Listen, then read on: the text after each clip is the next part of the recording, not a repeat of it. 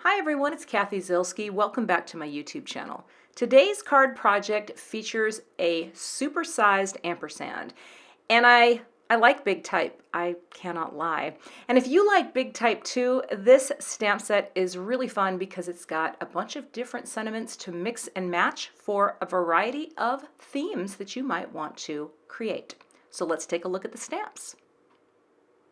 The set is called Ampersand Words, and I designed it with mix and match sentiments and the big ampersands so that you could create birthday cards, sympathy cards, friendship cards, encouragement cards, a bunch of different themes with sentiments that all mix and match, along with cute little illustrations that you can also stamp, color, and cut out, and then they can sit right on the slab of the big ampersand. So, pretty all-purpose. There are also coordinating dies to cut out some of the sentiments and the big ampersand, and you can see how big that is. I have a typical sized human hand, so that ampersand is going to fill a card front. I've got some Zig clean color markers and a few brushes that I'm going to be using, and I'll have everything listed below the video. For my cardstock, I'm going to use Tim Holtz Watercolor cardstock. I love this because it's bright. It's so bright white, and I'll use the smooth side. Got some embossing ink and powder as well, plus a few other supplies as we go. So let's start out by stamping. I've got my big ampersand already on my misty door, and I'm going to take my embossing magic and just go all over the cardstock. And again, this is the smooth side of Tim's watercolor cardstock. I'm going to ink this up really well. And I always bring a Swiffer cloth in. I use it for cleanup, but also it's nice for just easily gliding your hand over the misty door. And I'm going to ink it a second time because it's a brand new stamp. This is actually the first time I've used it, and I want to get a really nice clean impression. Sprinkle on my white embossing powder. This is the alabaster color. And I'll tap off the excess, but then you can see the beauty of, oh, there it is. It magically shows up. I hit it with a second round of powder, tapped off the excess, and now we are ready to heat emboss. Got my heat tool nice and hot, and then brought it to the paper to quickly melt the powder. And then you can see it there. It's all smooth, melted, and shiny. And that is going to provide us with a guide for painting. That's the nice thing about embossing, is that it gives you, well, you can't really see it right now because the white on white is hard to see, but it gives you a boundary to fill in. Now, I started with clean water first, but I realized I don't really need to do that. This is a really simple technique. So if you want to paint your whole image with water so that you can drop in your color, great. But I did it at first, and then I thought, you know what? I'm just gonna go for it. And so I just started picking up a little clean water, picking up the color, and laying it down. But that embossed edge does give you a nice guide.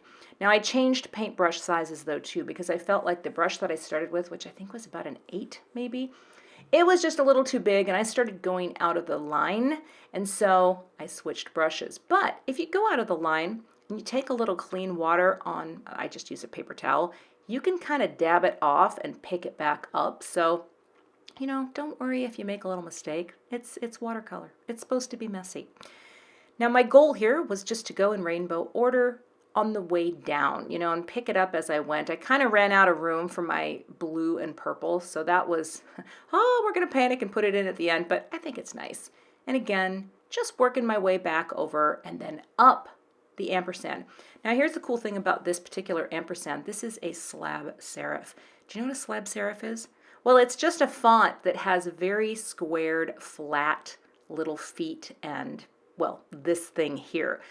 Slabs are kind of trendy, I guess. Maybe they were trendy more in the mid-2000s, but I personally love them, and I love this font. And so the slab provides this lovely square, flat little ledge, if you will. Next, I'm going to go ahead and stamp some of the sentiments. Now I'm using Simon Intense Black. This is a new ink for me. I had never used it before, and I'm actually going to stamp this twice because my stamps are so new. I want to get a great impression. Again, the beauty of the Misty, I would not be able to do that if I were doing it with free range stamping. Thank you. But I stamped 2 just because I tend to make mistakes when I'm die cutting. This will help you if you do too. I think these coordinating dies can be a little tricky to work with, so I make templates. I take scrap cardstock, I cut out, using the die, these little frame templates. Tape them into place, and then you drop your die back in and you can feel it. It locks into place, and then you tape that down. And all this is doing is giving you a much better chance with a tricky die of getting a perfect cut. I'm going to run that through the die cut machine, and when I pop them out, you will see this looks great. A perfectly cut sentiment for ups and downs.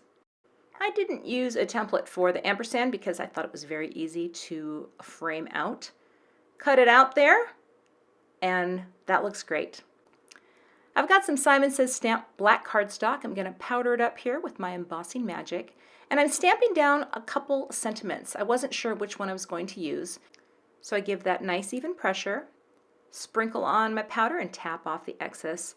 Going to hit that again, and then off camera I did brush off with a dry brush any extra flakes that were sticking around, and then I just melted the powder. If you have trouble getting nice clean impressions on black cardstock or dark cardstock, a stamp positioner like the Misty really does help, and it just takes a little practice, but that is so readable. I'm going to cut out the Life Has Its using one of my Simon Says Stamp sentiment label dies. I love these because they allow me to cut a perfect sentiment strip, and I'll trim the sides off on my paper trimmer. I decided to bring in this cool Tumbling Hearts stencil because I thought, as I was planning this card in my mind, that it would be nice to have a panel that was dry embossed. So I cut this panel out using one of my A2 layers dies. Place that pad down, and the plates are obviously removed from the machine. I'm going to line up my hearts where I think they will look good.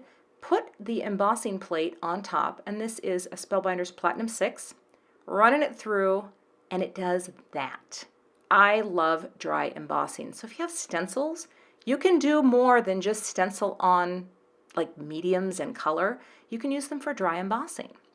I'm scoring my card base. This is Neenah Solar White 110 pound, and I should mention that I embossed the hearts on the 80 pound Neenah Solar White because it works better, I think, for dry embossing.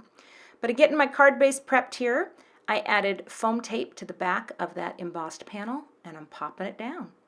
I've got thin foam squares on the back of my ampersand. Now here's a little tip. I love the pen blade for many reasons, but if you ever have a die and it feels like it just didn't cut that smooth, you can use it to kind of just scrape and smooth, and it won't hurt your piece at all because it's not that sharp. But I'm popping that down right in the center, and then I'm popping down the downs, down, and the ups, up, and then I'll add the Life Has Its. And I don't know, I think it's pretty cute, and you can see that subtle heart pattern on the panel, which I really like. Now let's add a sentiment to the inside of the card, shall we? I just put one of the sentiments on a block and stamped down, but you've got this. So that completes the encouragement pairing of the sentiments. Life has its ups and downs, but you got this. Now, I decided to go ahead and stamp the little ups and downs. I thought, does this card need that? Should I do it? Because that little slab shelf, that's what it's designed for. You can put any one of the cute little graphics on there. But at the last minute, I changed my mind. I took it off. What would you have done? Would you have left it? Would you have taken it off? Please, by all means, let me know in the comments.